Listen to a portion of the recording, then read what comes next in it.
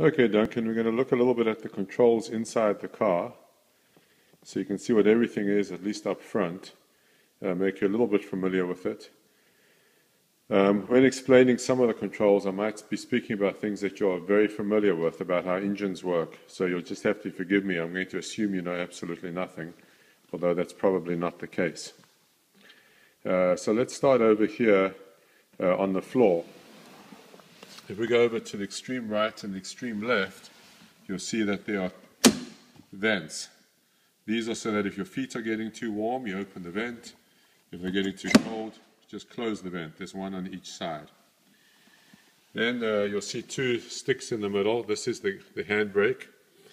Remember, these are only two-wheel brake cars, so sometimes this brake is used while driving too. If you think you need to stop suddenly, you apply the foot brake and give a good yank on this. You may need to use it. Obviously the button on the top is a release. But this is truly an emergency brake, not in the way we use modern cars. You may need to use this with some of your braking. Don't forget it. This is the gear stick. Now, the gear change pattern here is not like on a modern car. A modern car traditionally has an H pattern. So 1 is up, 2, 3, 4. This is not like that. This car reverses up. 1 is down, 2, 3. So you've got to be really careful, because if you put it in what is traditionally first, you will go backwards, you will hit the car behind you. Remember, first is down here, second is all the way up. It's not going in there now because the clutch is not in. And third, 3-speed gearbox. First, second, there it goes in, third. So reverse, first, second, third. That might be the most crucial thing you have to remember, because going backwards, not a good thing. Underneath that, or above that, there are two controls here. This one is labeled start, and this one is labeled open. You do not need to use either of these. This is for the shutters in the front. I leave them open all the time.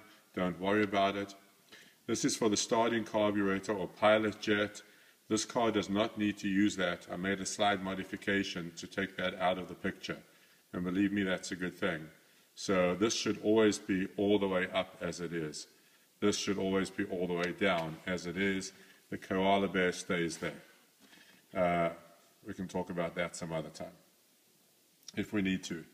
The pedals in here are standard configuration, too dark down there, but standard configuration of accelerator on the right, brake in the middle, clutch on the left. Nothing new there.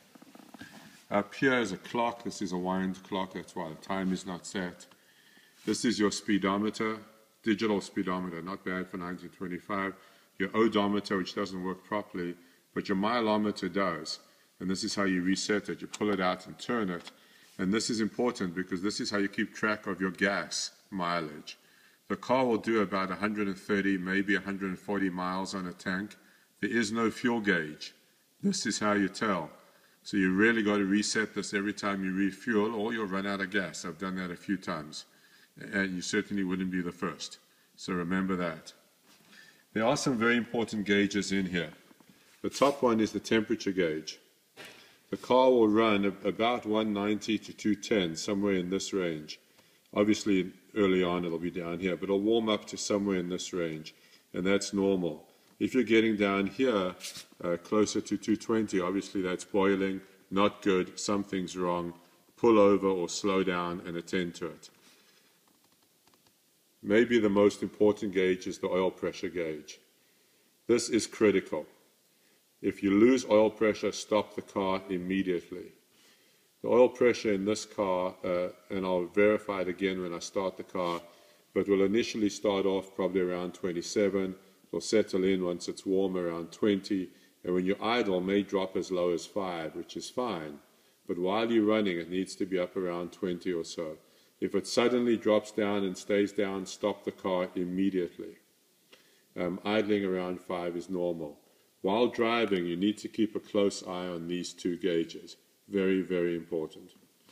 This is your ammeter to show that things are charging. I don't think you'll have an issue with that.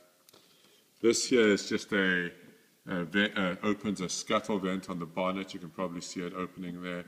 That's just to let more air in under the dashboard if you're too warm. No big deal. Okay, so this is the fuel pressure gauge. This does not tell you fuel quantity. The fuel gauge is not on the dashboard. There is one on the fuel tank, but there's nothing here besides mileage. What this tells you is the pressure in the fuel tank. These cars do not have fuel pumps. They rely on air pressure to drive the fuel forward. So the fuel pressure needs to run around 2. That's 2 psi.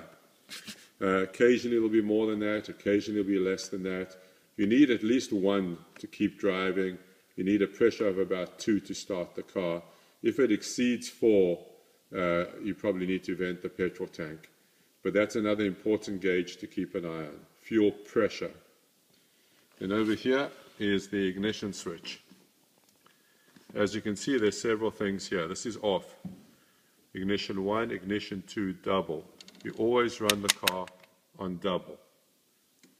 So that's the ignition. On this side are your headlights.